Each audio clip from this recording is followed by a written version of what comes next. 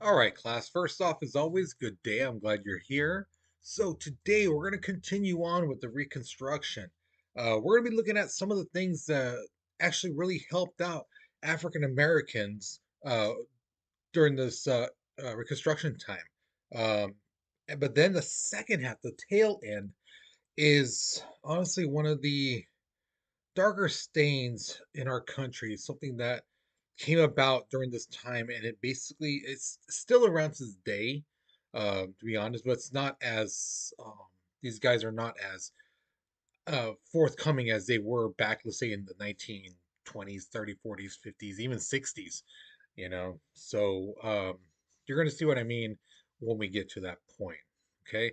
Now, if you remember, I told you guys in class, for those of you guys I have Monday and Wednesday, that the warm up, which is coming up in a minute, you need to listen to the explanation of this, or you're really not going to get what this picture is about. Okay, remember these warm up pictures, the questions, and the question at the end. They're worth a lot of points, guys. And when you don't answer them, you lose a lot of points. So answer them. Okay. So, the objective, we're going to analyze what the 15th Amendment means, or examine the importance of education for African Americans during the Reconstruction, and we're create an argument on why very few KKK members went to jail. Okay, so here is your warm up picture. Now, like I said in class, uh, this picture comes from the Bible story of Samson and Delilah. Okay, now Samson was a black man, big, strong black man, but the thing is, because he had this long hair, that was his connection to God, and God gave him even though he was already strong, gave him unbelievable strength. We're talking like Hulk status. Like he was so strong and so mighty and things like that. And again, he could like talk to God because of that long hair. That was God's gift to him, right? But the thing is, he fell in love with this girl named Delilah, and Delilah betrays him because of this mob of people who didn't really like Samson. So what she did is while he slept, she cut off his hair and he lost his power. Okay. Um, so if you notice, uh, in her hand, she has, if you can see that black part, that's the hair. That's what it's supposed to represent. And there's a word on there called suffrage. Okay. Now, suffrage, as you're going to find out in a little bit, means the right to vote. Okay. Excuse me one second. Sorry about that. I had to sneeze. So the question is, what is this artist trying to say is going to happen to African Americans if they have the right to suffrage, the right to vote, taken away from them? What's going to happen to them? Okay. So again, use the connection between the Bible story that I just explained to you and this picture, which basically shows the same thing, except again, the hair doesn't represent talking to God and things like that. It's the right to vote. And just like Samson from the Bible, you got an African American there, with his hair cut off. So use those two to help answer this question. Okay. So pause the video, write your response, and again, if there's any part that you're not quite fully understand some of that, I would suggest you go to Google, type in, the story of Samson and Delilah, and don't just read the first thing. Read like something a reliable website, Britannica. Just don't go on Wikipedia because again, people can change that up. Okay, the person who wrote that stuff probably didn't may know what they're talking about, may not. Because again, it's just somebody wrote it. Anyone could change that. So look for a reliable website, and then use that to help you answer the question. Okay. So again, pause the video, write your response because we're moving on in three, two, one. All right, so the 15th Amendment, this gives all males, regardless of their color of their skin, the right of suffrage. Okay, and again, suffrage means the right to vote. Now, I'm sorry, ladies, but you guys won't have the right to vote. Black or white women or any color in between, you guys won't have the right to vote for about another like 44 years. But we're getting to you guys. We're getting to you guys, right? But the 15th Amendment passed, and and immediately African Americans decide, you know what? Why stop at just voting? I'm going to run for mayor. I'm going to run for city office. I'm going to run for a state governor. I'm going to run for a senator or House Representative members. And that's exactly what happened. These guys started running. In fact, even two guys ran for senator. So, yeah, it was just like, wow, they right when the ball hit the ground, they started going, you know. Now, here's the thing. Remember what we discussed last semester where African Americans as slaves were forbidden to learn anything, and how there were some uh, like slave owners who basically said, you know what, I am going to teach the maid or so and so how to read or at least know some stuff. Um, but now education was given to all of them, and Northern Charities really helped to establish schools for African Americans all across the South. And by 1876, about 40% of all African American children were enrolled in school. Okay. Now, the thing is, um, churches in the South for African Americans were incredibly essential in the sense that it wasn't just a church. The church served multiple purposes. It was a community center, it was sometimes a school during the day, it was a political gathering where people came together to discuss politics and what this new law that's might be coming up, what how could it affect them, should they vote for it, not vote for it, things like that. So the church was really, really important to African Americans in the South during this time. So here's the other thing that we haven't really talked about yet. But the thing is, remember, Reconstruction is about rebuilding a territory, an area after a war, So the South, a lot of the places got burned. And for some of you guys who did the Civil War project with the certain battles, especially in the South near the end, you may have done the research and found out that a lot of these towns got burned to the ground. Atlanta was basically 90% destroyed during the Civil War. General Sherman, basically his scorched earth tactic was just like burn all these towns and you know, leave nothing to the rebels. And so those places had to rebuild houses and roads and bridges and things like that. Um, so they had to raise taxes because, hey, you got to pay for them. How are you going to pay for them? The citizens have to, basically, their taxes are going to be raised up so to pay for it all. So they also had to create like hospitals and orphanages, you know, for people, because of the effects of the war. Now, the thing is, a lot of Southern white men, especially those who fought in the Civil War, were really hating these new reform laws and things like that. Um, and basically, were like, we don't like what's happening here. We got to pay for everything, that the North destroyed.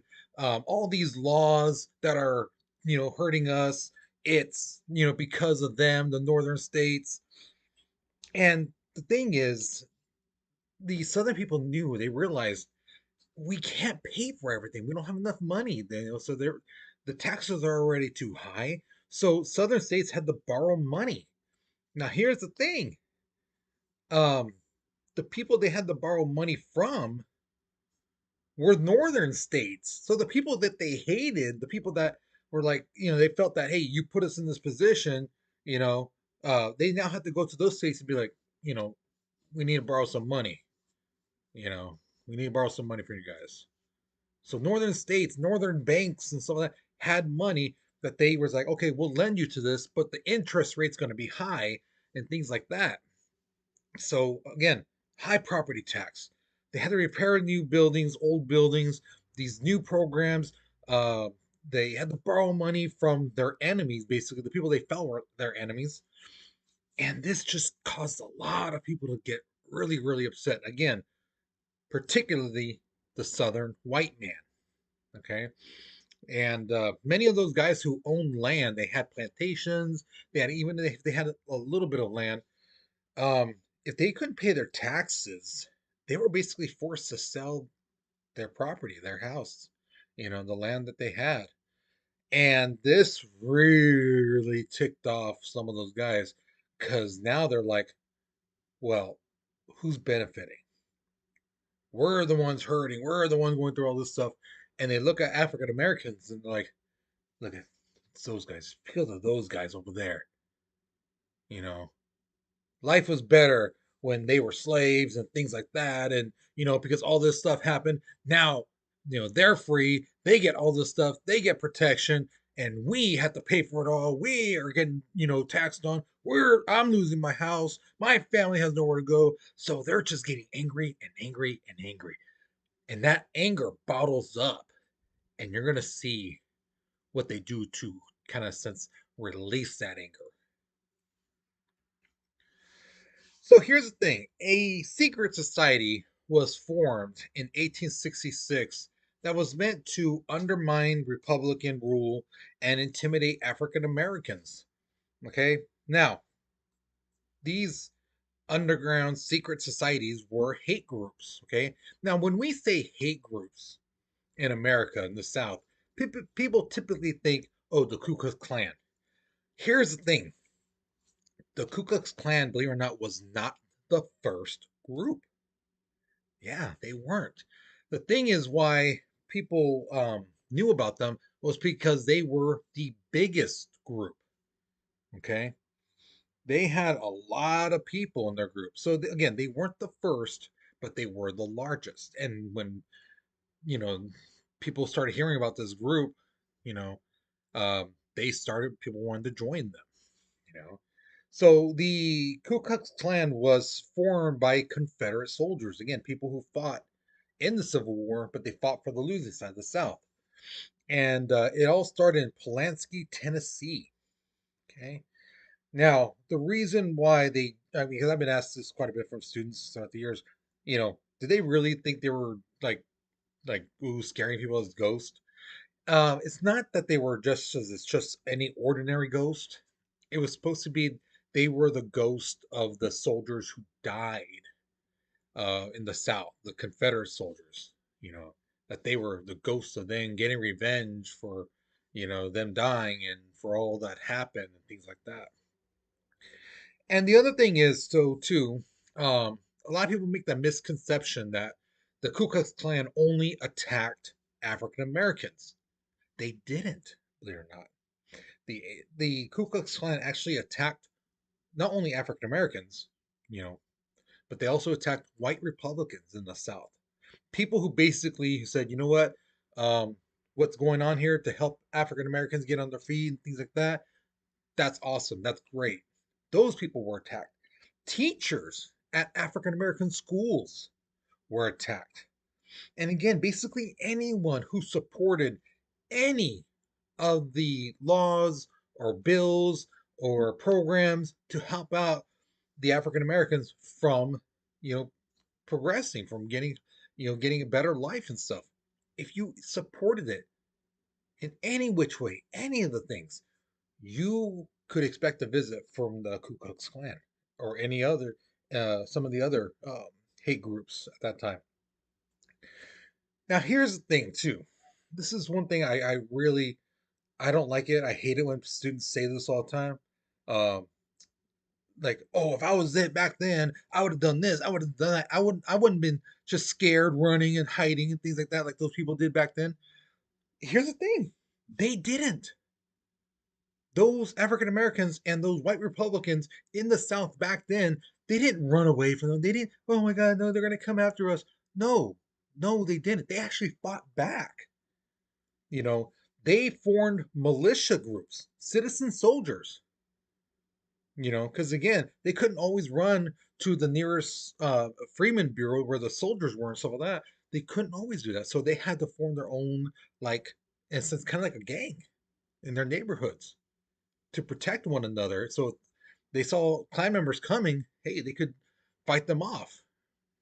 So the whole idea of them, people back then just laying down and running away scared and stuff like that, that's false. Okay, that's truly false. So when I hear students say that kind of stuff, I feel like I have to correct y'all about that type of stuff.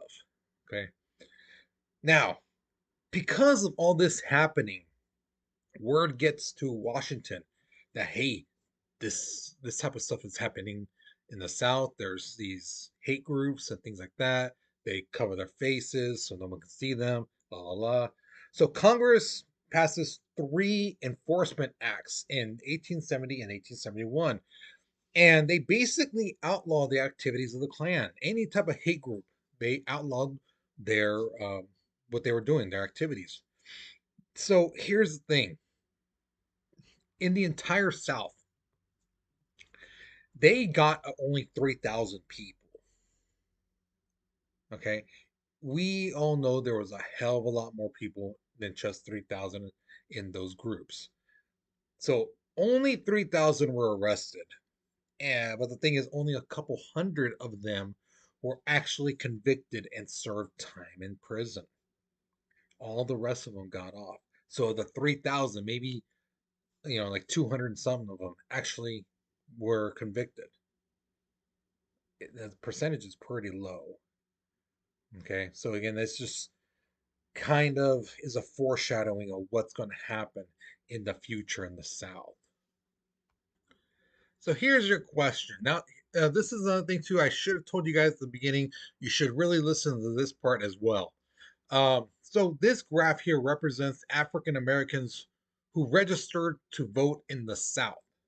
Okay, we're going to be looking at the red line. That's the line we want to look at because that's the where the question is relating to. Okay. So it says, look at the red line. What do you notice between 1872, which is where on the red line where it's at its highest point, to 1900, which let me move my little uh, video here. There we go. You see, 1900 is at the end of the graph. So look where that red square is at 1900, and look where it is in 1872 when it's at its highest. Okay, so based off what we learned, or hopefully what you learned today, from especially the second half of this lesson, hopefully you realize too that you use prior knowledge as to help you understand this question, answer it about what did the Ku Klux Klan with these hate groups, what did they do to African Americans? Okay, now remember this line represents the people registering to vote. So if you notice, the number was high at the beginning and just tailed off. So why do you think the numbers basically went down to zero? Why do you think that? Okay, so again, use what we learned in class in this video. If you didn't listen to it, which again, like I told you guys, I kind of expect it now because again, I get those reports. Go back, go back, 5 minutes or so, 3 minutes, and listen to that part again about uh, those hate groups and things like that. Okay, and use your prior knowledge. Okay, so once you've answered this question, you're done with this lesson. So hopefully you learned something new. Hopefully you got some new information, and hopefully this sticks in your head and stuff like that. Okay. So with that being said, guys, you take care, you be safe, and I'll see you guys later. Okay.